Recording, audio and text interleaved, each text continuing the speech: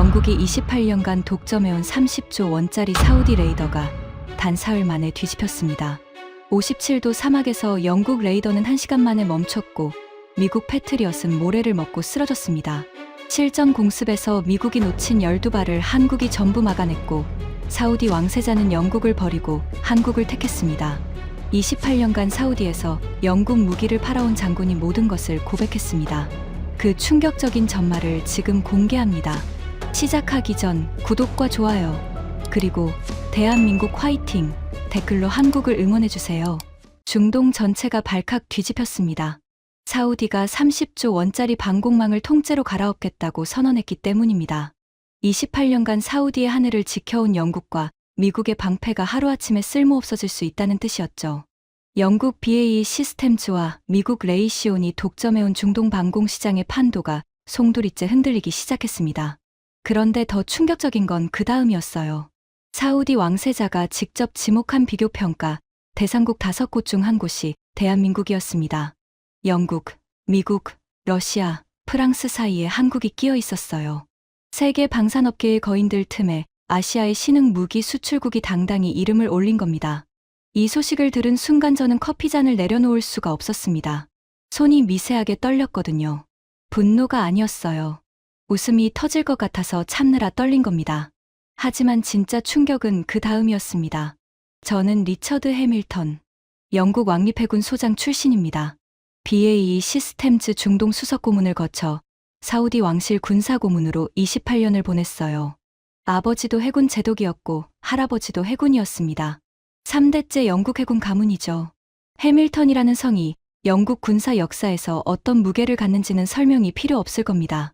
저는 그 무게를 어깨에 짊어지고 28년간 사우디의 모래밭 위에서 살아왔어요.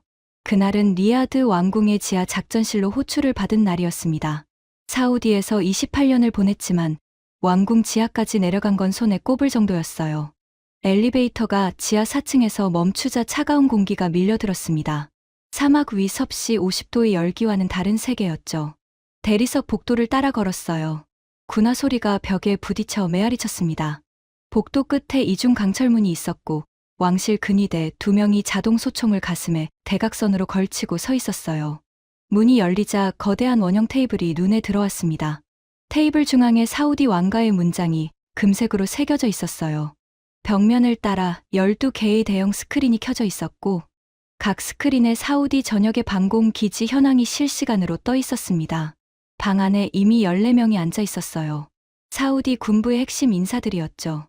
별 3개에서 4개까지 장성 7명, 국방부 고위 관료 4명, 왕실 안보실 인사 3명. 공기가 납덩이처럼 무거웠습니다. 그런데 테이블 상석에 앉아있는 사람이 눈에 박혔어요. 사우디 왕세자였습니다. 38의 젊은 지도자. 서방 언론이 개혁가라고 부르기도 하고 독재자라고 부르기도 하는 인물이었죠. 하지만 이 방 안에서 그는 사우디의 하늘을 쥐고 있는 사람이었습니다. 왕세자의 검은 눈이 저를 정면으로 잡았어요.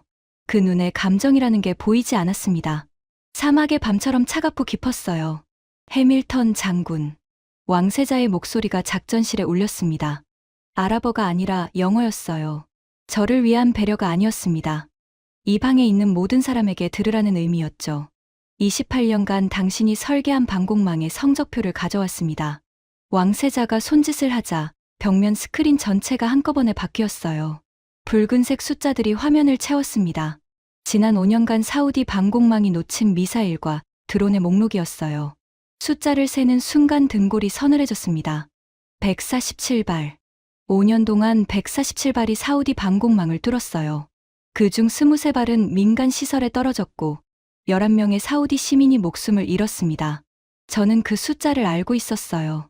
하지만 이렇게 붉은 글씨로 벽면 가득 띄워놓으니 무게가 달랐습니다. 목이 졸리는 기분이었어요. 왕세자가 테이블 위에 서류 한 뭉치를 내려놓았습니다. 30조 원을 들여서 방공망을 전면 교체합니다. 왕세자의 목소리에 감정이 실리지 않았어요. 그래서 더 무서웠습니다. 당신이 5개국 비교 평가를 총괄하시오. 영국, 미국, 러시아, 프랑스. 왕세자가 한 박자 쉬었어요. 그리고 한국. 한국이라는 단어가 나온 순간 작전실 공기가 미묘하게 출렁였습니다. 장성 하나가 헛기침을 했어요. 국방부 관료 둘이 눈을 마주쳤죠. 저도 속으로 코웃음을 쳤습니다. 한국이요? 삼성텔레비전이랑 현대자동차나 만드는 나라 아닙니까? 방공 시스템을 한국한테 맡기겠다고요? 당연히 입 밖으로 꺼내지는 않았어요. 하지만 속으로는 확신이 차올랐습니다. 한국은 들러리야. 내가 판을 짜면 영국이 따는 거다. 28년간 이 판에서 진 적이 한 번도 없었으니까요. 왕세자가 마지막으로 한마디를 더 던졌습니다. 해밀턴 장군, 한 가지만 명심하시오. 이번에도 종이 위에 숫자로 결판 내면 그날이 당신의 마지막 날입니다. 사막 위에서 증명하시오. 작전실을 나오는 엘리베이터 안에서 저는 양복 안주머니의 명함 케이스를 만졌습니다.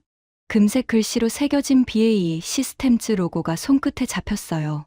28년간 이 로고가 저희 방패였습니다. 아니, 저희 왕관이었어요. 엘리베이터 문이 열리자 사막의 열기가 얼굴을 때렸습니다.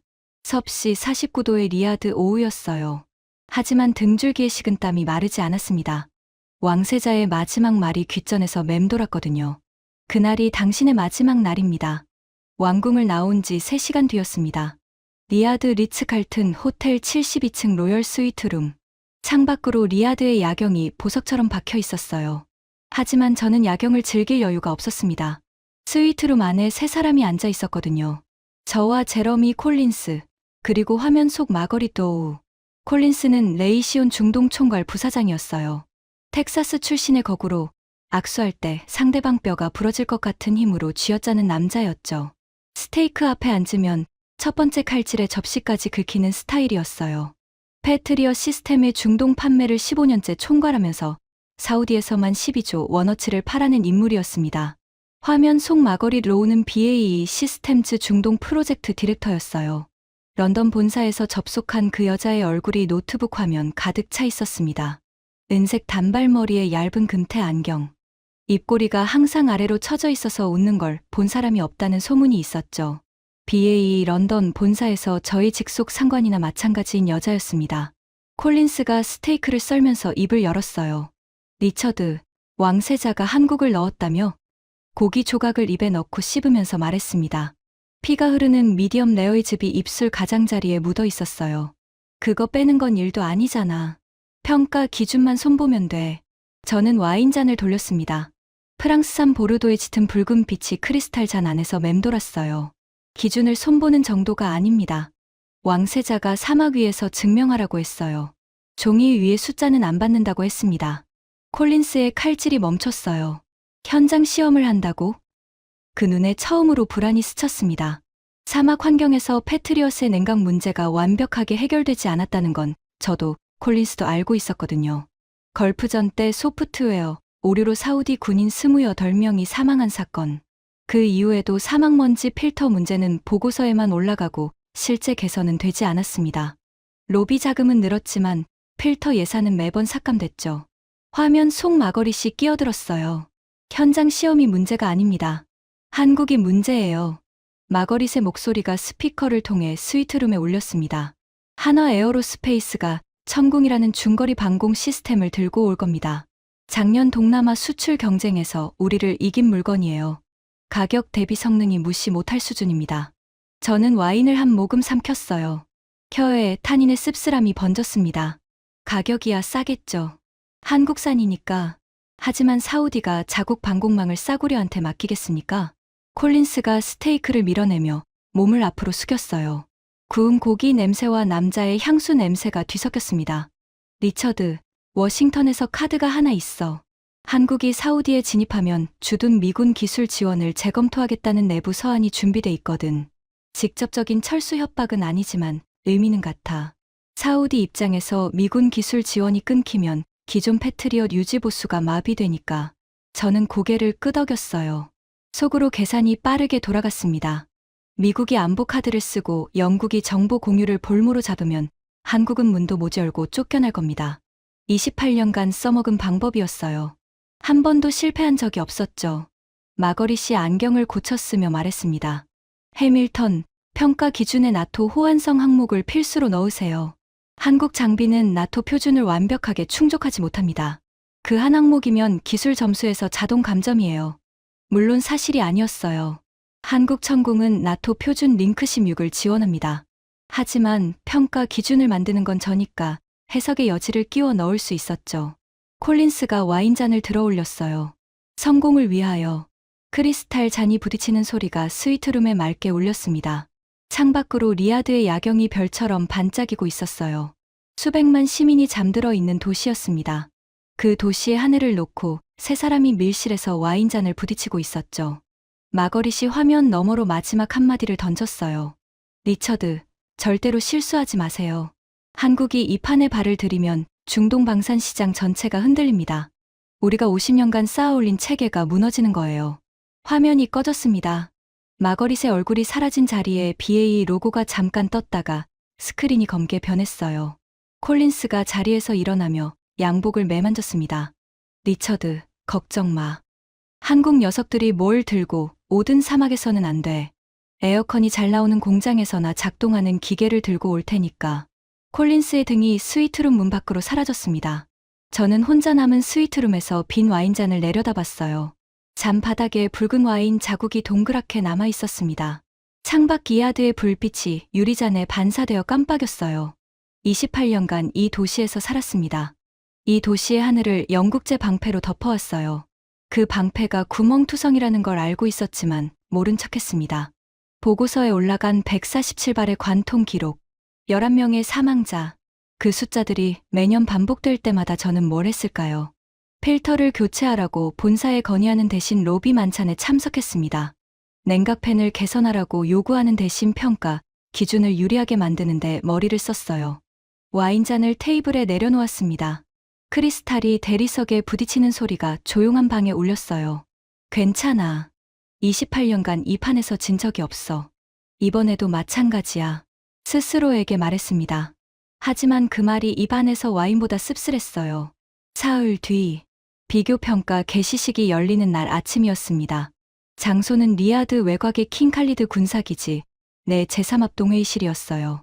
콘크리트로 만든 거대한 건물의 에어컨이 최대 출력으로 돌아가고 있었지만 복도까지 올라오는 사막의 열기를 완전히 잡지는 못했습니다. 공기에 모래 냄새가 섞여 있었어요.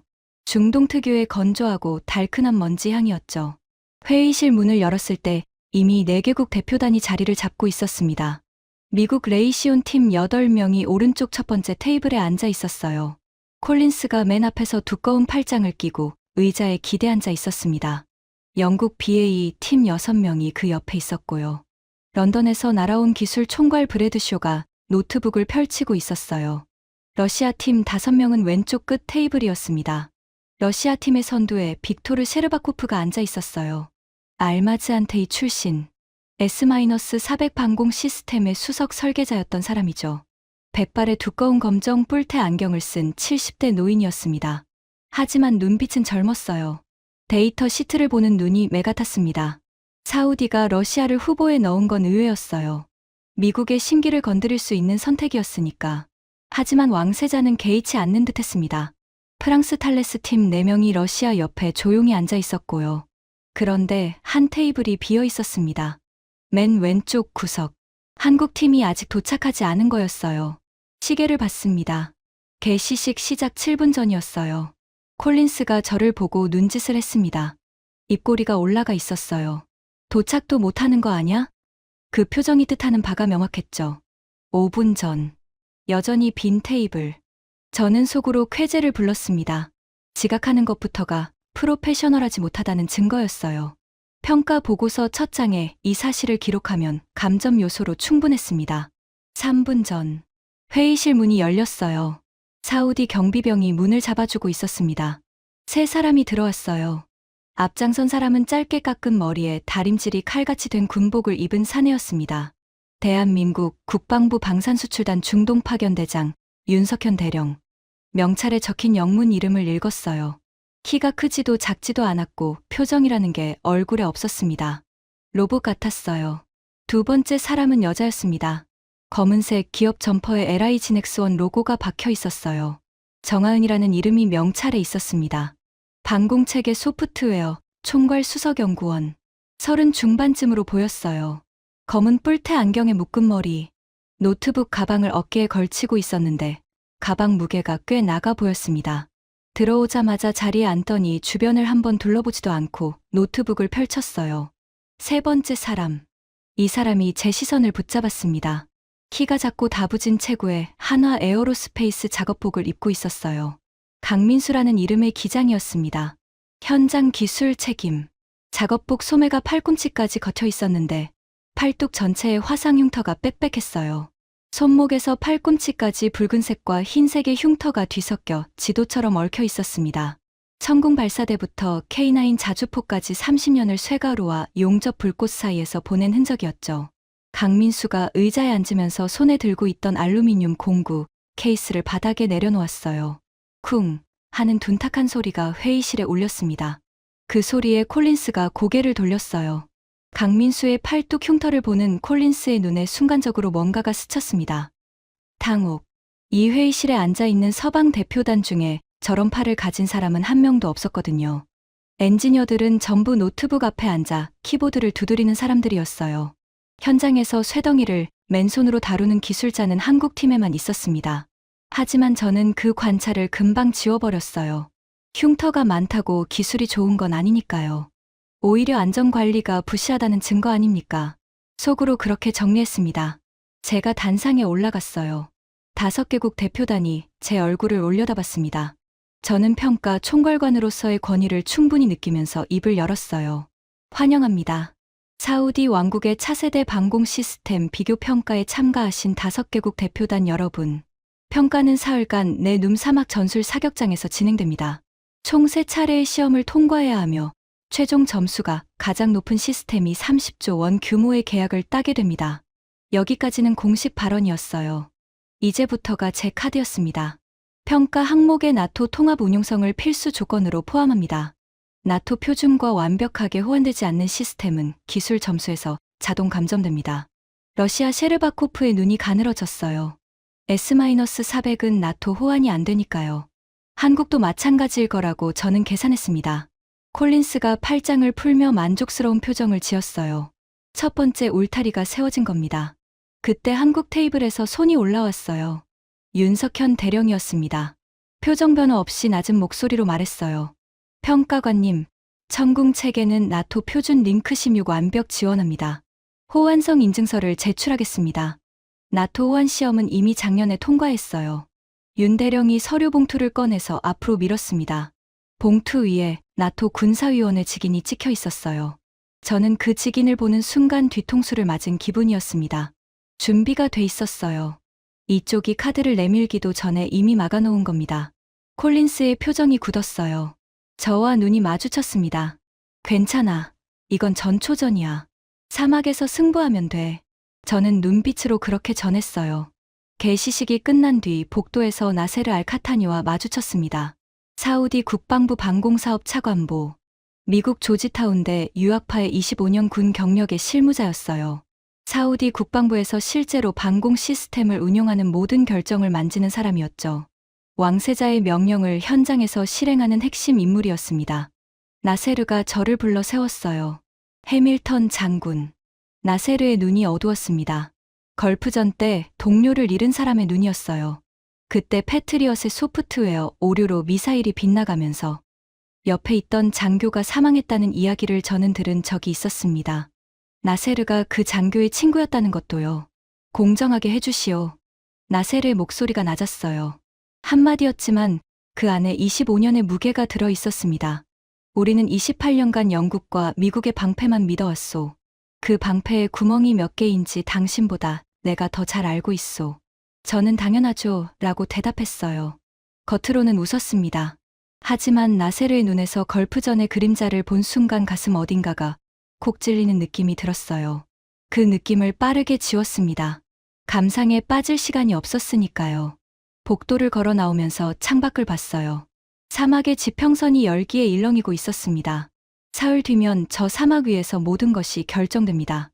한국의 에어컨 기술자들이 모래바람 한 번에 짐 싸서 돌아갈 모습이 눈에 선했어요. 28년이었습니다. 28년간 이 사막에서 영국의 깃발을 지켜왔어요. 해밀턴 가문 3대의 군인 정신이 이 땅에 뿌리를 내리고 있었습니다. 한국의 신출내기 따위가 흔들 수 있는 뿌리가 아니었어요. 하지만 사막은 거짓말을 싫어합니다. 그리고 사흘 뒤 저는 그 사실을 뼛속까지 깨닫게 됩니다. 네, 눔 사막 전술 사격장. 리야드에서 군용 헬기로 2시간. 거리에 있는 이 땅은 사우디 왕국이 무기를 시험하는 최대 규모의 사격장이었습니다. 헬기에서 내리는 순간 저는 숨을 쉴 수가 없었어요. 섭씨 57도. 숫자로는 알고 있었습니다. 기상 브리핑에서 확인했으니까요. 하지만 숫자와 현실은 완전히 다른 세계였어요. 공기가 폐를 찢어버릴 것처럼 뜨거웠습니다. 코와 입 사이로 건조한 열기가 면도칼처럼 파고들었어요. 사격장 중앙에 5개의 구역이 나란히 마련되어 있었습니다. 200m 간격으로 5개국의 방공 장비가 배치될 자리였죠. 각 구역마다 거대한 레이더 안테나와 발사대를 세울 콘크리트 패드가 깔려 있었어요. 사격장 북쪽 끝에 통제 벙커가 있었습니다. 에어컨이 최대 출력으로 돌아가는 콘크리트 상자. 5개국 대표단과 사우디 평가단이 이 벙커에서 모니터를 통해 시험을 관찰하게 돼 있었어요. 미국 레이시온 팀이 가장 먼저 도착했습니다. 콜린스가 검은색 선글라스를 끼고 장갑차에서 내렸어요. 선글라스 밑으로 이마에 땀이 줄줄 흘러내리고 있었습니다. 내리자마자 통제 벙커를 향해 뛰어갔어요. 에어컨 안으로. 레이시온 엔지니어 5명이 장비 세팅을 위해 사격장으로 나갔지만 패트리엇 레이더를 콘크리트 패드 위에 올려놓는 데까지만 하고 전원 벙커로 철수했습니다. 세부 조정은 벙커 안에서 원격으로 하겠다는 거였어요. 장비를 만지는 시간을 최소화하려는 판단이었죠. 똑똑한 선택이었습니다. 이 열기에 오래 나가 있으면 사람이 먼저 고장나니까요. 영국 BAE 팀도 비슷했어요. 브래드쇼가 지휘하는 엔지니어 4명이 해상 감시 레이더를 설치하고 빠르게 벙커로 복귀했습니다. 러시아 팀은 S-400 센서 모듈을 배치하는데 좀 더 시간을 썼지만 셰르바코프가 열사병으로 쓰러지면 시험 전에 끝난다고 팀을 독촉해서 40분 만에 철수했어요. 프랑스 탈레스 팀은 가장 빨랐습니다. 20분 만에 장비를 내려놓고 벙커로 사라졌어요. 한국 팀이 마지막으로 도착했습니다. 군용 트럭 3대가 모래를 뒤집었으며 사격장 입구에 멈췄어요. 트럭 적재함에서 장비 컨테이너가 내려왔습니다. 천국 레이더, 발사대, 지휘 통제 장비. 저는 벙커 앞 모니터로 그 모습을 지켜보고 있었어요. 그런데 한국 팀이 벙커로 오지 않았습니다. 윤석현 대령이 트럭에서 내리더니 사격장 한가운데로 걸어갔어요. 정하은 수석이 노트북 가방을 어깨에 걸치고 그 뒤를 따랐습니다. 강민수 기장은 공구 케이스를 양손에 하나씩 들고 직사광선 아래를 성큼성큼 걸어갔어요. 57도의 태양이 세 사람의 등을 내리찍고 있었습니다. 벙커 안에서 콜린스가 코웃음을 쳤어요. 에어컨도 모르나 봐. 저도 비슷한 생각이었습니다. 멀리서 봐도 장비 세팅에 들어간 한국팀의 움직임이 다른 나라와 달랐어요. 강민수가 발사대 하부 패널을 직접 열고 안으로 몸을 밀어 넣었습니다. 정하은이 레이더 기단부에 무릎을 꿇고 앉아 케이블을 하나하나 손으로 연결하고 있었어요. 윤대령까지 장갑을 끼고 안테나, 고정 볼트를 조이고 있었습니다. 대령이 직접 볼트를 조이는 모습은 처음 봤어요. 영국군이나 미군에서는 상상할 수 없는 광경이었죠. 장교는 지시하고 병사가 실행하는 게 군대 아닙니까? 한국팀은 2시간 넘게 직사광선 아래에서 작업했습니다. 벙커 모니터에 비친 강민수의 작업복이 땀으로 흠뻑 젖어 있었어요. 정하은의 이마에서 땀방울이 노트북 키보드 위로 떨어지는 게 줌 카메라에 잡혔습니다. 하지만 세 사람 중 아무도 벙커로 들어오지 않았어요. 물을 마시러 그늘로 간 적도 없었습니다. 콜린스가 또 한마디 했어요. 한국인들은 저렇게 고생하면서 일하는 게 취미인가 봐. 웃음기가 섞인 목소리였습니다. 벙커 안서방 엔지니어 몇 명이 킥킥거렸어요. 저도 콧바람을 불었습니다. 열심히 하는 건 인정하지만 열심히 한다고 이기는 건 아니니까요. 한국팀 세팅이 끝난 건 점심시간이 지나서였어요. 강민수가 벙커로 들어왔을 때 작업복에서 물이 뚝뚝 떨어졌습니다. 땀이 아니라 2시간 동안의 체액이 전부 빠져나간 것 같았어요. 화상 흉터 가득한 팔뚝이 햇빛에 더 붉어져 있었습니다. 하지만 강민수는 물 한 잔을 받아 마신 뒤 아무 말 없이 자기 모니터 앞에 앉았어요. 숨도 고르지 않은 채 장비 상태를 점검하기 시작했습니다. 나세르 차관보가 벙커 중앙 통제석에 앉았어요. 마이크를 집어들었습니다. 1차 시험을 시작합니다. 고온 내구성 시험. 섭씨 57도 환경에서 3시간 연속 가동. 레이더 탐지 정확도와 시스템 안정성을 평가합니다. 5개국 장비가 동시에 가동됐어요.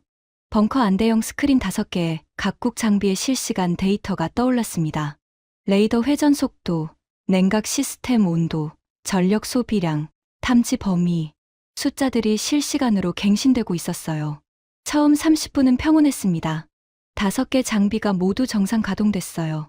콜린스가 자신만만하게 커피를 홀짝였습니다. 저도 안심했어요. 이 정도 더위에 BAE 레이더가 못 버틸 리 없었습니다. 런던 본사에서 중동 사양으로 특별 설계한 물건이니까요. 1시간이 지났습니다. 프랑스 탈레스 장비의 통신 모듈 온도가 경고 수준에 진입했어요. 노란색 경고등이 화면에 깜빡이기 시작했습니다. 프랑스 기술자가 모니터 앞에서 입술을 깨물었어요. 하지만 아직 셧다운은 아니었습니다. 1시간 17분. BAE 레이더 화면에 첫 번째 이상이 떴어요. 냉각 시스템 온도가 급등하기 시작했습니다. 75도, 78도, 81도. 숫자가 빠르게 치솟았어요. 저는 모니터 앞으로 몸을 숙였습니다. 브래드쇼가 키보드를 두드리며 냉각 출력을 최대로 올렸어요. 하지만 수치가 내려가지 않았습니다. 84도, 87도. 브래드쇼의 이마에 땀이 맺혔어요. 벙커 안은 에어컨이 빵빵하게 돌아가고 있었는데 이 남자의 이마에 땀이 흘렀습니다. 90도를 넘기면 안전장치가 작동해서 자동 셧다운이 걸립니다. 88도, 89도. 셧다운. 1시간 17분 만에 BAE 해상 감시 레이더가 멈췄어요. 스크린에 붉은색으로 시스템 과열 비상 정지라는 글자가 떴습니다. 벙커 안이 조용해졌어요. 영국 엔지니어들이 일제히 고개를 숙였습니다. 브래드쇼의 손이 키보드 위에서 멈춘 채 굳어 있었어요. 저는 심장이 콱 내려앉는 기분이었습니다. 하지만 표정을 관리해야 했어요. 평가 총괄관이니까요. 티를 내면 안 됐습니다. 속으로 이를 갈았어요. 런던 본사에서 중동 사양이라고 자랑하던 물건이 1시간 17분을 못 버텼습니다. 콜린스가 슬쩍 저를 봤어요. 걱정하지 말라는 눈빛이었습니다. 패트리엇은 괜찮다는 뜻이었죠. 실제로 패트리엇 레이더는 정상이었어요. 미국이 사막 환경에서 수십 년간 운용해온 물건이니까 BAE보다는 나았습니다. S-400도 아직 버티고 있었어요. 러시아는 시베리아부터 시리아까지 극한 환경, 경험이 풍부한 나라니까요. 2시간이 지났을 때 프랑스 탈레스가 셧다운 됐어요. 통신 모듈 과열. 프랑스 기술자가 한숨을 내쉬며 의자의 등을 기댔습니다. 2시간 40분. 그때까지 버티던 러시아 S-400의 적외선 센서 온도가 위험 수준에 올라갔어요. 셰르바코프가 안경을 벗고 화면을 노려보고 있었습니다. 하지만 숫자는 거짓말을 하지 않았어요. 2시간 47분에 S-400 센서가 보호 모드에 들어가면서 탐지 기능이 50% 아래로 떨어졌습니다. 완전 셧다운은 아니었지만 전투 불능 상태나 마찬가지였어요. 3시간을 채운 장비는 2개였습니다. 미국 패트리엇과 한국 천궁. 패트리엇은 냉각팬이 최대 출력으로 돌아가면서 간신히 버텼어요. 시스템 온도가 경고 수준 바로 아래에서 아슬아슬하게 줄타기를 하고 있었습니다. 정상이라고 부르기엔 불안한 수치였어요. 그런데 천궁의 데이터가 이상했습니다. 이상하다는 건 나쁜 의미가 아니었어요. 너무 좋다는 뜻이었습니다. 3시간 연속 가동 후 시스템 온도가 안정 범위 한가운데에 머물러 있었어요. 냉각 효율이 출발 시점과 거의 차이가 없었습니다. 마치 에어컨이 잘 나오는 실내에서 가동하는 것 같은 수치였어요. 섭씨 57도 사막 한가운데서요. 저는 그 데이터를 3번 확인했습니다. 모니터를 의심했어요. 센서 오류가 아닌가 싶어 원본 로그를 직접 열어봤습니다. 오류가 아니었어요. 천궁의 냉각 시스템 설계가 근본적으로 달랐습니다. 사막용 이중 밀폐 구조의 자체 냉매 순환 방식이었어요. 모래와 열기를 원천 차단하는 설계였습니다. 나세르가 스크린을 올려다보고 있었어요. 5개국 장비의 3시간 성적표가 나란히 떠 있었습니다. 영국 BAE 1시간 17분 셧다운. 프랑스 탈레스 2시간 셧다운. 러시아 S-400 2시간 47분 전투 불능. 미국 패트리엇 3시간 가동, 경고 수준 근접. 한국 천궁 3시간 가동, 안정 범위 유지. 나세르의 시선이 천궁 데이터에 멈췄어요. 그리고 고개를 돌려 저를 봤습니다. 그 눈에 뭐가 들어 있었을까요? 실망이었어요. 28년간 당신이 팔아온 방패가 이겁니까? 그 말이 눈빛에 담겨 있었습니다. 저는 시선을 피했어요. 다음 날 새벽, 2차 시험은 모래폭풍 환경 가동 시험이었습니다. 기상 위성 데이터로는 오전 10시경 초속 25m 이상의 모래폭풍이 사격장을 통과할 예정이었어요. 자연이 만들어준 시험 환경이었죠. 시험 개시 전에 작은 소동이 있었습니다. 콜린스가 벙커에서 저를 따로 불러냈어요. 복도 구석에서 목소리를 낮췄습니다. 리처드, 모래폭풍 시험에서 패트리언 냉각팬이 문제가 될 수 있어. 모래를 빨아들이는 구조거든. 콜린스의 이마에 주름이 깊게 파여 있었어요. 어제 BAE가 먼저 떨어지면서 불안해진 게 표정에 드러났습니다. 시험 연기 사유를 만들 수 없나? 기상 조건이 너무 극단적이라고 평가, 규정에 넣어서. 저는 고개를 저었어요. 왕세자가 사막 위에서 증명하라고 했습니다. 기상 핑계로 시험을 미루면 우리 둘 다 오늘이 마지막이에요. 콜린스의 입이 굳게 다물어졌습니다. 오전 10시 12분. 모래 폭풍이 왔어요. 벙커 안에서도 벽이 미세하게 진동하는 게 느껴졌습니다. 외부 카메라 화면이 누렇게 변했어요. 시야가 5m도 안 됐습니다. 초속 28m의 모래벽이 사격장을 덮쳤습니다. 벙커 모니터에서 데이터를 지켜봤어요. 모래 폭풍이 시작된 지 3분 만에 프랑스 탈레스 장비의 신호가 끊어졌습니다. 완전 통신 두절. 어제 과열로 약해진 모듈이 모래에 최종 사인을 받은 거였어요. 프랑스 팀장이 무표정하게 노트북을 접었습니다. 사실상 탈락이었죠. 7분 뒤, 제가 두려워하던 일이 벌어졌습니다. 패트리언 냉각팬에서 이상 소리가 모니터의 음향 센서에 잡혔어요. 끼익, 금속이 갈리는 고주파 마찰음이었습니다. 콜린스가 벌떡 일어섰어요. 필터가 모래를 빨아들이기 시작한 거야. 맞았습니다. 패트리어스의 냉각팬 흡기구에 모래가 쏟아져 들어가고 있었어요. 걸프전 때부터 30년째 지적받아온 그 문제가 또 터진 겁니다. 레이시온 엔지니어가 원격으로 냉각팬 출력을 조절하려 했어요. 하지만 이미 모래가 팬 블레이드에 끼어 있었습니다. 강제로 출력을 올리면 블레이드가 부러질 수 있었어요. 12분 만에 패트리엇 레이더 측면에 붉은 경고등이 켜졌습니다. 에러, 냉각 개통 이상, 시스템 보호 모드 진입. 콜린스가 주먹으로 콘솔을 내리쳤어요. 둥 하는 소리가 벙커에 울렸습니다. 2,800억 원짜리 미국의 자존심이 모래먼지에 무릎을 꿇었습니다. 걸프전에서도, 이라크에서도, 시리아에서도, 그리고 오늘도 같은 문제의 같은 결과였어요. 30년간 보고서에만 올라가고 한 번도 고쳐지지 않은 필터. 그 필터의 교체 비용은 대당 800만 원이었습니다. 레이시온이 매년 로비에 쓰는 돈의 1%도 안 되는 금액이었어요. 러시아 S-400은 모래 폭풍에서 어떻게 됐을까요? 적외선 센서 표면에 모래가 쌓이면서 탐지 성능이 급격히 떨어졌습니다. 셰르바코프가 안경 너머로 화면을 노려보고 있었어요. 센서 위에 쌓인 모래를 제거하려면 사람이 직접 나가서 닦아야 했습니다. 이 폭풍 속에서 나갈 수 있는 사람은 없었어요. S-400의 탐지 범위가 정상의 30% 아래로 추락했습니다. 전투 불능이었어요. BAE는 어제 이미 탈락한 상태였으니 모래 폭풍 시험에는 참가하지도 않았습니다. 벙커 안에 남아있는 정상 가동 장비는 하나뿐이었어요. 천궁. 한국의 레이더 안테나가 모래 폭풍 한가운데서 돌아가고 있었습니다. 벙커 모니터에 초록색 수치가 빼곡했어요. 먼지 유입 제로. 냉각 시스템 정상. 탐지 범위 최대. 모든 항목이 초록색이었습니다. 저는 그 화면을 보면서 다리에 힘이 빠졌어요. 의자 등받이에 몸을 기댔습니다. 섭씨 57도의 초속 28m 모래 폭풍. 영국은 1시간 17분에 죽었고, 프랑스는 다음 날 아침에 죽었고, 미국은 12분에 죽었고, 러시아는 서서히 죽어가고 있었습니다. 한국만 살아 있었어요. 콜린스가 저에게 다가왔어요. 목소리를 낮추며 말했습니다. 장비 결함이야, 리처드. 오늘 기상 조건이 비정상적으로 극단적이었어. 정상 환경에서 재시험을 요구하자. 변명이었습니다. 사막 한가운데에 설치되는 방공 시스템이 사막 날씨에 못 버틴다는 게 장비 결함이 아니면 뭡니까? 하지만 저는 고개를 끄덕였어요. 아직 콜린스 편이었으니까요. 아직은.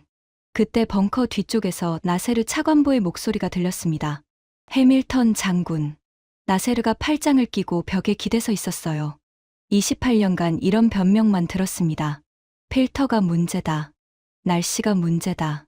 통신망이 문제다. 문제는 항상 우리 사우디한테 있고 당신들 무기에는 문제가 없다고 했죠. 나셀의 목소리가 갈라져 있었어요. 걸프전 때 내 동료가 죽었소. 패트리엇이 미사일을 놓쳤을 때 옆에 서 있던 친구가 파편에 맞았소. 그때도 당신들은 소프트웨어 문제라고 했어요. 30년이 지났는데 아직도 같은 변명입니까? 벙커 안이 조용해졌어요. 콜린스가 입을 다물었습니다. 서방 엔지니어들이 고개를 숙였어요. 나세르의 눈에 물기가 비쳤지만 흘러내리지는 않았습니다. 군인의 자존심이 눈물을 잡고 있었어요. 저는 아무 말도 할 수 없었습니다. 나세르가 말한 30년은 제 28년과 겹치는 시간이었거든요. 그 30년 동안 필터를 교체하라는 보고서는 매번 올라갔고 매번 묵살됐습니다. 예사는 로비로 갔어요. 나세르의 친구가 죽는 동안 저는 런던에서 방산만찬에 참석하고 있었습니다. 모래 폭풍이 잦아든 건 오후 늦게였어요.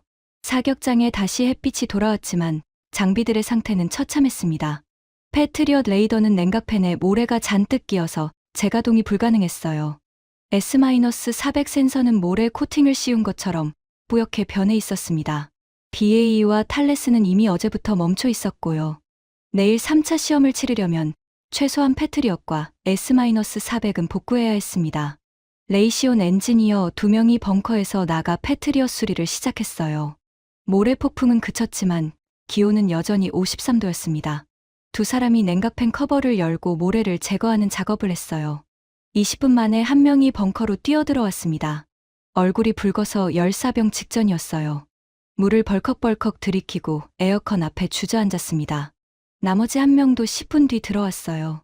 냉각팬 블레이드가 3개 부러져 있어서 현장 수리가 불가능하다는 보고였습니다.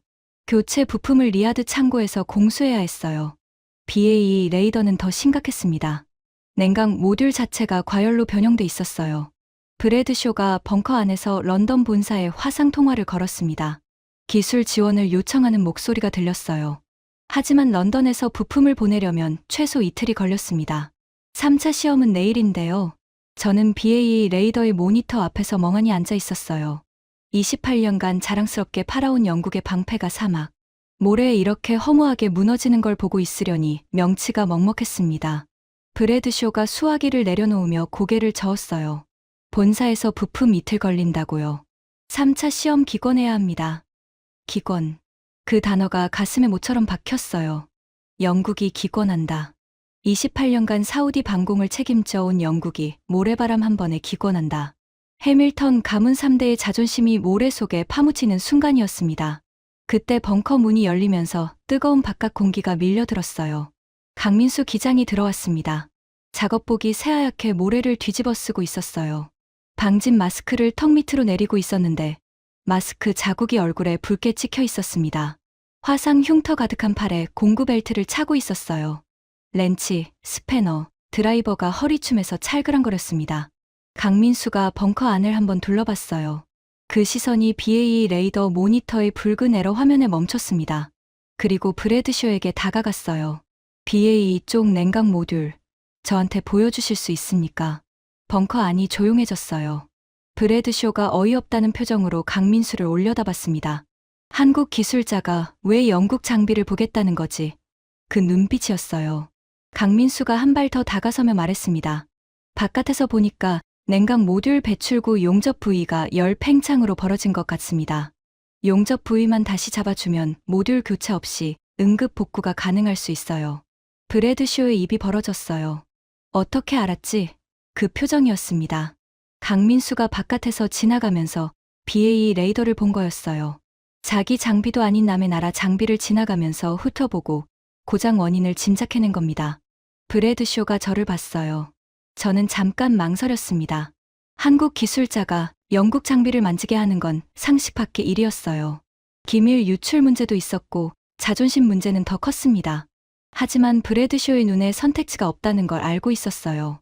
런던에서 부품이 오려면 이틀, 3차 시험은 내일. BAE가 시험장에 서려면 강민수의 손이 필요했습니다. 제가 고개를 끄덕였어요. 브래드쇼가 한숨을 쉬며 BAE 레이더의 접근 코드를 강민수에게 건넸습니다. 강민수가 벙커를 나갔어요. 53도의 사막으로. 저는 모니터를 통해 그 모습을 지켜봤습니다. 강민수가 BAE 레이더 앞에 무릎을 꿇었어요. 공구 벨트에서 렌치를 뽑아들었습니다. 냉각 모듈의 하부 패널을 열고 상체를 기계 안으로 밀어 넣었어요. 금속 표면이 53도 직사광선에 달궈져 있었을 겁니다. 화상 흉터 가득한 맨손이 뜨거운 금속 위를 미끄러졌어요. 손이 주저하지 않았습니다. 30년간 쇠를 만져온 손이었으니까요. 벙커 안에서 지켜보는 사람들이 하나둘 모니터 앞으로 모여들었어요. 브래드쇼가 팔짱을 끼고 화면을 응시했습니다. 레이시온 엔지니어들도 고개를 들었어요. 셰르바코프가 안경 너머로 화면을 바라봤습니다. 콜린스만 외면하고 있었어요. 자기 장비도 고장났는데 한국 기술자가 영국 장비를 고치는 꼴을 보고 싶지 않은 거였죠. 11분이 지났어요. 강민수가 기계 안에서 빠져나왔습니다. 이마에서 땀이 비 오듯 흘러내리고 있었어요. 손등이 새빨갛게 달아올라 있었습니다. 기존 흉터 위에 새로운 화상이 겹쳐진 거였죠. 하지만 강민수는 손등을 작업복에 한번 쓱 문지르고는 벙커를 향해 엄지를 치켜 세웠어요. 벙커 앞 모니터에서 BAE 레이더의 상태가 바뀌었습니다. 붉은색 에러 화면이 사라지고 초록색 정상 가동 표시가 떴어요. 냉각 시스템 온도가 안전 범위 안으로 들어왔습니다. 강민수가 용접 부위를 현장에서 재처리하고 열 분산 경로를 조정한 거였어요. 부품 교체 없이 11분 만에 복구한 겁니다. 브래드쇼가 의자에서 일어섰어요. 모니터를 2번, 3번 확인했습니다. 그리고 고개를 숙였어요. 영국 BAE 시스템즈의 기술 총괄이 한국의 현장 기술자에게 고개를 숙인 겁니다. 아무 말도 하지 않았어요. 할 수 있는 말이 없었으니까요. 강민수가 벙커로 들어왔습니다. 물 한 잔을 받아 마시고 자기 자리로 돌아가려는데 셰르바코프가 강민수를 불러 세웠어요. 왜 남의 나라 장비를 고쳐줬소? 강민수가 돌아봤어요. 흉터 가득한 얼굴에 표정이라는 게 별로 없었습니다. 기계는 국적이 없습니다. 고장나면 고치는 겁니다. 벙커 안이 고요해졌어요. 그 한마디가 콘크리트 벽에 부딪혀 올렸습니다. 셰르바코프가 안경을 벗고 렌즈를 닦았어요. 그 손이 미세하게 떨리고 있었습니다. S-400 수석 설계자가 한국 기술자의 한마디에 동요한 거였어요. 저는 그 장면을 보면서 가슴 한가운데가 뜨거워지는 걸 느꼈습니다. 28년간 중동에서 무기를 팔면서 고장난 적국 장비를 고쳐주는 기술자를 본 적이 없었어요. 우리는 고장이 나면 부품을 팔았습니다. 수리비를 청구했어요. 유지보수 계약을 갱신시켰죠. 고장은 비즈니스였습니다. 그런데 이 사람은 남의 나라 기계가 아프니까 가서 고쳐준 겁니다. 아무 대가도 없이, 아무 계산도 없이. 하지만 저는 그 감정을 빠르게 눌러버렸어요. 아직 3차 시험이 남아 있었으니까요. 콜린스에게 전화를 걸었습니다. 3차 시험에서 끝내야 해. 표적 속도를 올려. 한국이 레이더만 잘 돌아간다고 이기는 건 아니야. 실사격에서 뭘 보여줄 수 있는지가 진짜 승부다. 콜린스의 목소리가 돌아왔어요. 걱정 마, 리처드. 마하 3.5를 집어넣겠어. 회피 기동도 최대로. 사막에서 마하 3.5를 잡는 건 물리적으로 불가능해. 천궁이든 뭐든 바닥을 볼 거야. 전화를 끊고 벙커 밖을 봤어요. 강민수가 또 사격장으로 나가고 있었습니다. 자기네 천궁 장비를 다시 한번 점검하러 가는 거였어요. 53도의 태양이 그 작은 등을 내리찍고 있었습니다. 화상 흉터 가득한 팔뚝이 햇빛에 반짝였어요. 저는 그 등을 보면서 이상한 기분이 들었습니다. 적이 아닌데 적으로 만들어야 하는 사람. 존경할 수 있는데 존경하면 안 되는 사람. 28년간 쌓아온 것이 무너지지 않으려면 저 사람이 실패해야 했어요. 제 커리어와 저 사람의 실력이 양립할 수 없다는 걸 그때 처음 느꼈습니다. 3차 시험날 아침, 사격장에 긴장이 팽팽하게 걸려 있었습니다. 오늘은 실사격이었어요. 지금까지는 장비가 돌아가느냐 마느냐의 문제였지만 오늘은 날아오는 표적을 맞추느냐 못 맞추느냐의 문제였습니다. 방공 시스템의 존재 이유, 하늘에서 떨어지는 죽음을 막을 수 있느냐. 그 질문의 답이 오늘 나오는 거였어요. 벙커 안에 5개국 대표단이 모였습니다. 프랑스는 이미 기권한 상태였어요. 나머지 4나라. 영국 BAE는 강민수가 응급 복구해준 덕분에 참가할 수 있었습니다. 아이러니였죠. 한국 기술자의 손이 없었으면 영국은 1차에서 탈락하고 3차 무대에 서지도 못했을 겁니다. 나세르 차관보가 통제석에 앉았어요. 3차 시험, 초고속 표적 요격, 표적 드론 10발, 속도 마하 3.5, 회피 기동 최대 난이도. 나셀의 목소리가 스피커를 통해 사격장에 울렸습니다. 콜린스가 팔짱을 끼고 모니터를 봤어요. 입꼬리가 살짝 올라가 있었습니다. 마하 3.5의 회피 기동까지. 이 조건이면 패트리엇도 7080% 정도밖에 안 나옵니다. 하지만 다른 나라도 마찬가지일 거라는 게 콜린스의 계산이었어요. 천궁도 여기서는 바닥을 보일 거라고 확신하고 있었죠. 그런데 한국 테이블에서 소리가 났어요. 윤석현 대령이 손을 들었습니다. 표정 변화 없이 낮은 목소리로 말했어요. 마하사로 올려주십시오. 벙커 항공기가 순간적으로 멈췄습니다. 마하사 점, 초속 1360m.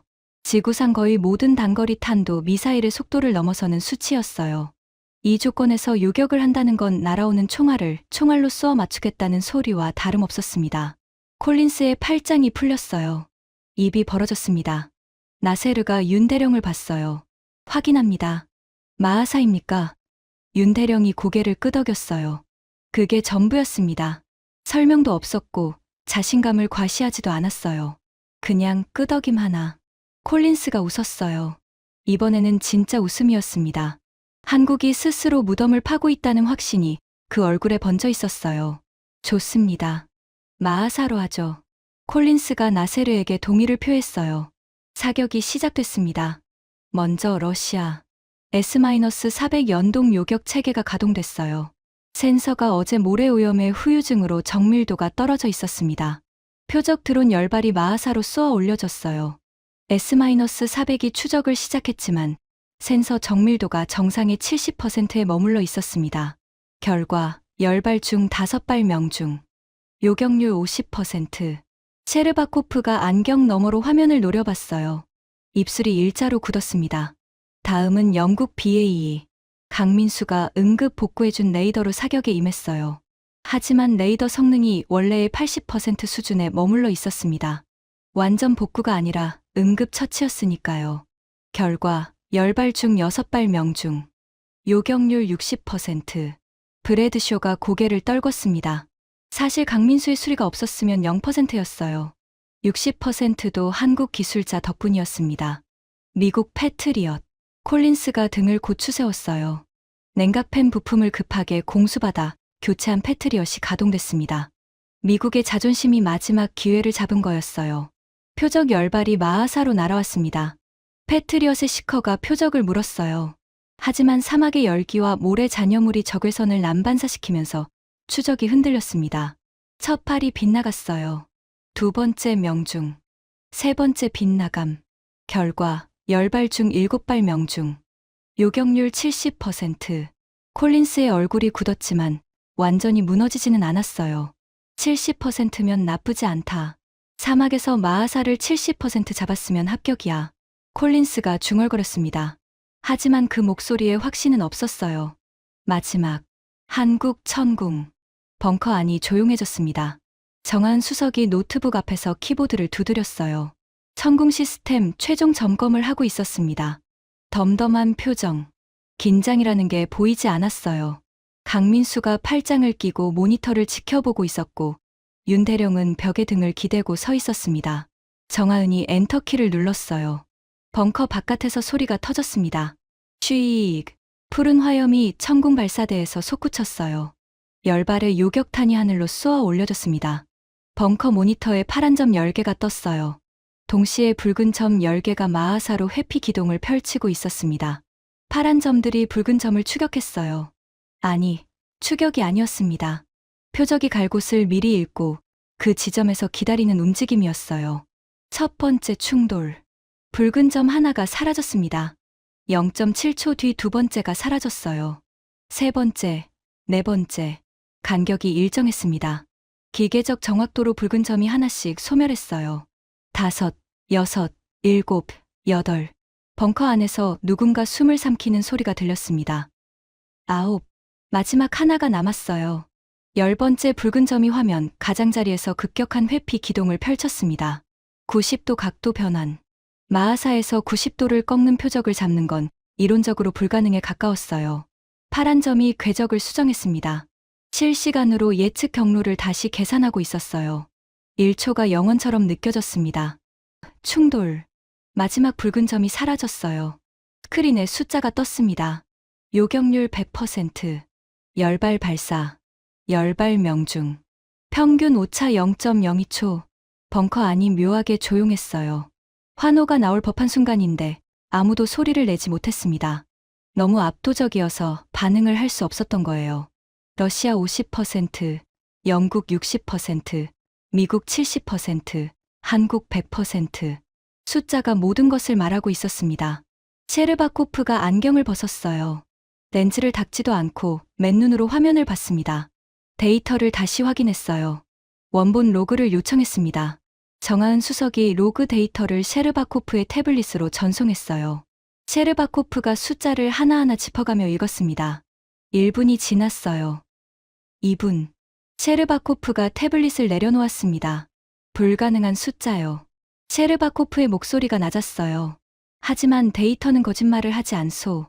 러시아 S-400의 수석 설계자가 한국 천공의 데이터를 인정한 겁니다. 자국의 자존심을 내려놓는 순간이었어요. 콜린스가 벌떡 일어섰습니다. 데이터 검증이 필요합니다. 독립적인 제3자 검증 없이 이 수치를 인정할 수 없어요. 사우디 측 서버 로그를 공개하십시오. 나세르가 콜린스를 봤어요. 차관보의 눈이 차가웠습니다. 셰르바코프, 당신 의견은? 나세르가 러시아 기술자에게 물었어요. 셰르바코프가 안경을 다시 쓰며 대답했습니다. 로그 데이터를 직접 검증했소. 조작 흔적은 없소. 나는 40년간 미사일 궤적 데이터를 읽어온 사람이오. 이건 진짜요. 콜린스의 얼굴이 불그락푸르락했어요. 러시아가 한국 편을 들 줄은 몰랐던 겁니다. 경쟁국끼리 견제할 거라고 계산했는데 데이터가 너무 명확해서 러시아도 인정할 수밖에 없었던 거였죠. 그때 강민수가 벙커 문을 열고 나갔어요. 아무도 주목하지 않았습니다. 5분 뒤 강민수가 양손에 뭔가를 들고 돌아왔어요. 격추된 표적 드론의 파편이었습니다. 금속 조각이 아직 열기를 품고 있어서 아지랑이가 피어오르고 있었어요. 강민수가 콜린스 앞에 파편을 내려놓았습니다. 쨍. 금속이 콘솔을 때리는 소리가 벙커에 울렸어요. 콜린스가 반사적으로 뒷걸음쳤습니다. 데이터 의심되시면 실물 확인하십시오. 강민수의 목소리가 담담했어요. 분노도 과시도 없었습니다. 그냥 사실을 전달하는 기술자의 어조였어요. 사막에서 갓 떨어진 뜨거운 증거 앞에서 데이터 조작을 주장할 수는 없었죠. 콜린스의 입이 열렸다 닫혔습니다. 아무 소리도 나오지 않았어요. 파편의 열기가 천천히 식어가고 있었습니다. 그 열기가 빠져나가는 만큼 콜린스의 논리도 증발하고 있었어요. 나세르가 자리에서 일어났습니다. 3차 시험 결과를 공식 기록합니다. 나세르의 목소리가 벙커에 또렷이 울렸어요. 시선이 저를 관통했습니다. 해밀턴 장군, 이 결과에 이의가 있습니까? 28년간 이 사막에서 쌓아온 모든 것이 방금 그 숫자에 박살이 났어요. 영국 60%, 미국 70%, 한국 100%. 어떤 변명을 해도 이 숫자를 뒤집을 수 없었습니다. 저는 고개를 저었어요. 이해 없습니다.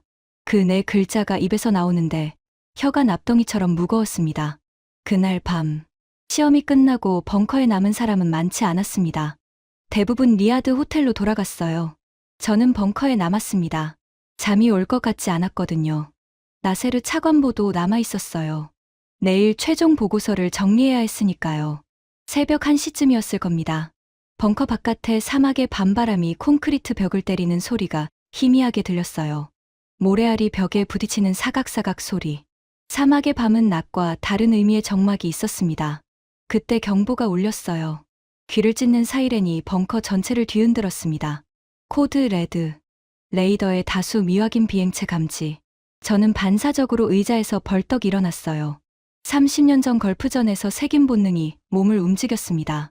나세르가 통제 콘솔로 뛰어갔어요. 스크린에 붉은 점들이 떠오르고 있었습니다.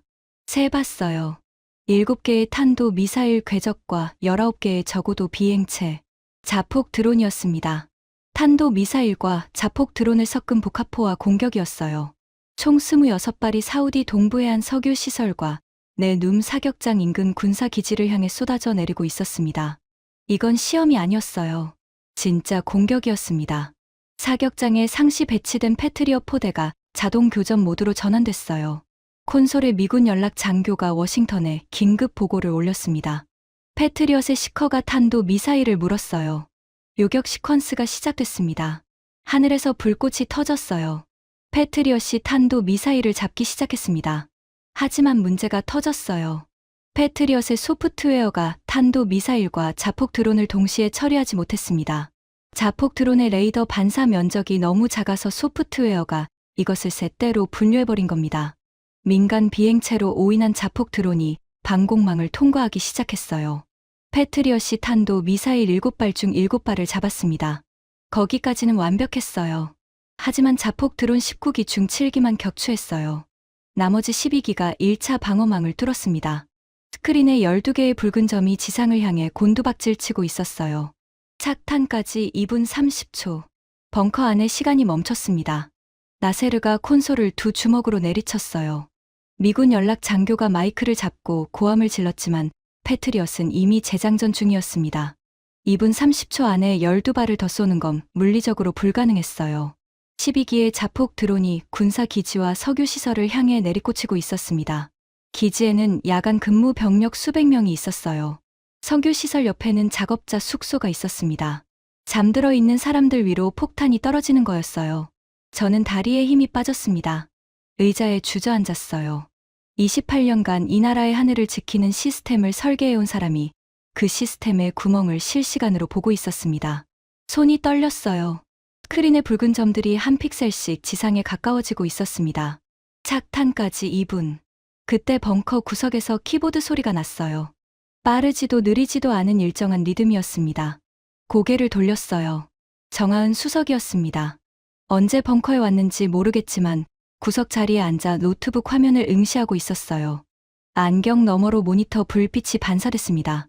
정하은의 손가락이 키보드 위에서 춤을 추고 있었어요. 벙커 안에 모든 사람이 공포에 질려 있는 와중에 이 사람만 다른 시간 속에 있는 것 같았습니다. 표정이 변하지 않았어요. 땀 한 방울 흘리지 않았습니다. 정하은이 하고 있던 건 패트리엇의 통제망을 우회하는 작업이었어요. 사우디 방공 체계는 미군 서버가 교전 우선권을 갖고 있었습니다. 미군 서버 아래에서는 천궁이 독자적으로 움직일 수 없었어요. 정하은이 그 서버를 우회한 겁니다. 천궁에 직접 명령을 내리는 독립 경로를 여는 작업이었어요. 착탄까지 1분 30초. 권한도 승인도 없는 월권이었습니다. 군사 법정에서도 할 말이 없는 행위였어요. 하지만 1분 30초 뒤에 사람이 죽는 상황에서 승인 절차를 기다릴 수는 없었습니다. 키보드 소리가 12번 울렸어요. 그리고 엔터키를 한 번 내려쳤습니다. 벙커 바깥에서 괴음이 터졌어요. 천궁 발사대에서 화염이 솟구쳤습니다. 12발의 요격탄이 밤하늘로 치솟았어요. 스크린에 파란 점 12개가 나타났습니다. 붉은 점 12개를 향해 수렴하고 있었어요. 첫 번째 충돌. 붉은 점 하나가 사라졌습니다. 벙커 천장 너머로 폭발음이 희미하게 울렸어요. 두 번째, 세 번째. 밤하늘에서 빛이 터졌습니다. 네 번째, 다섯 번째, 여섯 번째. 연쇄 폭발이 어둠을 갈랐어요. 7, 8, 9. 벙커 안에서 누군가 주먹을 쥐었습니다. 10, 11. 마지막 하나가 남았어요. 12번째 붉은 점이 군사기지 상공 800m 지점에서 소멸했습니다. 스크린이 깨끗해졌어요. 붉은 점 12개가 전부 사라졌습니다. 파편 피해 제로. 사상자 제로. 벙커 안에 세상에서 가장 무거운 침묵이 내려앉았어요. 나세르가 콘솔 위에 이마를 대고 있었습니다. 어깨가 떨리고 있었어요. 울고 있는 건지 기도하고 있는 건지 알 수 없었습니다. 미군 연락 장교가 헤드셋을 벗어 바닥에 내려놓았어요. 손이 떨리고 있었습니다. 저는 바닥에 주저앉은 채로 정하은 수석을 바라봤어요. 이 사람은 여전히 노트북 화면을 응시하고 있었습니다. 12발의 요격 로그를 한 줄 한 줄 확인하고 있었어요. 방금 수백 명의 목숨을 구한 사람의 얼굴이 아니었습니다. 아침에 출근해서 코드 리뷰를 하는 엔지니어의 얼굴이었어요. 땀 한 방울 흘리지 않았고 손끝도 떨리지 않았습니다. 콜린스의 목소리가 벙커를 갈랐어요. 이건 미군 통제망에 대한 무단 접근입니다. 한국은 사우디 방공 체계에 불법으로 개입한 겁니다. 군사 법정에서 책임을 물어야 합니다. 저는 콜린스의 얼굴을 봤어요. 방금 수백 명이 죽을 뻔한 상황에서 이 사내가 하는 말이 군사 법정이었습니다. 자기 무기가 12발을 뚫린 건 언급하지 않으면서 한국이 그 12발을 막은 건 불법이라고 외치고 있었어요. 나세르가 고개를 들었습니다. 눈이 붉어져 있었어요. 콜린스를 정면으로 봤습니다. 불법이라고? 나세르의 목소리가 갈라져 있었어요. 당신네 무기가 12발을 뚫렸소. 우리 병사들이 죽을 뻔했소. 그 12발을 막아준 건 한국이오. 그런데 당신이 지금 불법을 말하고 있소? 콜린스가 입을 다물었어요. 벙커 안에 아무도 콜린스 편을 들지 않았습니다. 미군 연락 장교조차 시선을 돌렸어요. 저는 벽에 등을 기대고 앉아 있었습니다. 양복 안주머니를 만졌어요. BAE 시스템즈 명함 케이스가 손끝에 잡혔습니다. 28년간 이 명함으로 먹고 살았어요. 이 명함이 저의 무게였습니다. 하지만 방금 이 명함의 주인이 만든 방패에 구멍이 12개 뚫렸어요. 그 구멍을 막은 건 한국의 엔터키 하나였습니다. 28년간 내가 지킨 건 방패가 아니라 가격표였다. 그 생각이 머릿속에 박혔어요. 벙커 천장에 형광등 빛이 차갑게 내리쬐고 있었습니다. 그 빛 아래서 저는 처음으로 제 28년이 부끄러웠어요. 새벽 공습이 끝나고 4시간이 지났습니다. 벙커 바깥에 사막의 아침 해가 떠올랐어요. 밤새 벌어진 일이 거짓말처럼 느껴질 만큼 고요한 아침이었습니다. 하지만 벙커 안 스크린에 남아있는 요격 로그가 그것이 현실이었음을 증명하고 있었어요. 패트리엇 요격 기록, 탄도 미사일 7발 요격 성공, 자폭 드론 19기 중 7기 요격, 12기 미요격, 천공 요격 기록, 자폭 드론 12기 요격 성공, 전탄 명중, 사상자 제로, 2줄의 기록이 나란히 떠 있었습니다. 이 2줄이 30년간 사우디, 방공망을 지배해온 서방의 역사를 뒤집어 놓은 거였어요. 아침 7시에 벙커 직통 전화가 울렸습니다. 나세르가 수화기를 들었어요. 30초쯤 통화를 한 뒤 수화기를 내려놓았습니다. 나세르의 표정이 바뀌어 있었어요. 긴장도 아니고 안도도 아닌 무거운 결의가 얼굴에 서려 있었습니다. 왕세자 전하의 명령입니다. 나세르가 벙커 안을 둘러보며 말했어요. 이 시간부로 내 눔 사격장의 방공 지휘권을 대한민국 평가단에 이관합니다. 모든 레이더 자산과 통제 시스템의 운용 권한을 한국 측에 넘기십시오. 벙커 안이 얼어붙었어요. 미군 연락 장교가 자리에서 벌떡 일어났습니다. 이건 주둔 미군과의 협정 위반입니다. 워싱턴의 승인 없이는 통제권을 이전할 수 없습니다. 나세르가 연락 장교를 봤어요. 여기는 사우디아라비아 영토입니다. 사우디 영토의 방공 주권은 사우디에 있소. 한마디에 연락 장교가 입을 다물었습니다. 사우디 통신 장교 3명이 콘솔로 다가갔어요. 패트리엇 메인 서버에 연결된 통신 케이블을 잡았습니다. 케이블이 뽑혔어요. 커넥터가 분리되는 딸깍 소리가 벙커에 울렸습니다. 메인 스크린 하나가 꺼졌어요. 미국 국방부 로고가 떠있던 화면이 검게 변했습니다. 그리고 새로운 화면이 켜졌어요. 중앙 스크린에 태극 마크가 떠올랐습니다. 그 아래로 한글이 떴어요. 통합 방공 지휘 체계, 대한민국. 저는 그 화면을 올려다봤습니다. 태극의 붉은색과 푸른색이 벙커의 형광등 아래서 선명하게 빛났어요. 28년간 이 자리에 영국과 미국의 로고가 있었습니다. 그 자리를 한국의 마크가 차지하는데 걸린 시간은 단 사흘이었어요. 사흘 동안 사막이 거짓말쟁이를 골라냈습니다. 57도의 열기가, 초속 28m의 모래가, 마하사의 표적이, 그리고 새벽의 실전 공습이 진짜와 가짜를 갈라낸 거였어요. 콜린스는 벙커에 없었습니다. 새벽 공습 직후 어느 순간 사라졌어요. 나중에 알게 됐는데 이아드행 군용 헬기의 화물칸을 통해 올라탄 뒤 킹 칼리드 공항에서 첫 비행기를 타고 워싱턴으로 도주했다는 거였어요. 15년간 사우디에서 12조 원어치 패트리엇을 팔아온 남자의 마지막이 화물칸이었습니다. 브래드쇼는 벙커 구석에서 머리를 감싸쥐고 앉아 있었어요. 런던 본사의 마거릿과 통화를 시도했지만 마거릿이 전화를 받지 않았습니다. 쥐가 배에서 내리듯 본사가 현장을 버리기 시작한 거였어요. 하지만 브래드쇼는 한 가지 일을 더 했습니다. 자기 노트북에서 문서 하나를 꺼내 윤석현 대령의 테이블 위에 올려놓았어요. BAE 시스템즈 공식 레터헤드가 찍힌 문서였습니다. 기술 협력 및 부품 하청 참여 요청서.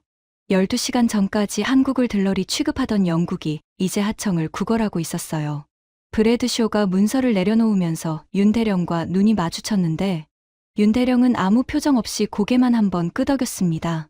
굴욕을 주지도 받아주지도 않는 담담한 반응이었어요. 셰르바코프는 다른 선택을 했습니다. 벙커 구석에서 자기 태블릿으로 모스크바에 급비 보고서를 전송했어요. 나중에 러시아 방산업계 소식통을 통해 그 내용을 알게 됐습니다. 한국 천궁 체계의 탐지 추적 요격 알고리즘은 현존하는 모든 방공 시스템을 초월한다. S-400의 근본적 재설계가 불가피하며 한국 기술의 직수입을 긴급 검토해야 한다. S-400의 아버지가 자기 자식을 버리라는 보고서를 올린 겁니다. 데이터만 믿는 기술자의 결론이었어요. 자존심보다 사실을 택한 거였죠. 점심 무렵 벙커를 나왔습니다. 사막의 태양이 머리 위에서 내리쬐고 있었어요. 사격장 주변을 걸었습니다. 어젯밤 공습의 흔적이 남아 있었어요. 요격된 자폭 드론의 파편이 사격장 남쪽 넓은 모래밭에 흩어져 있었습니다.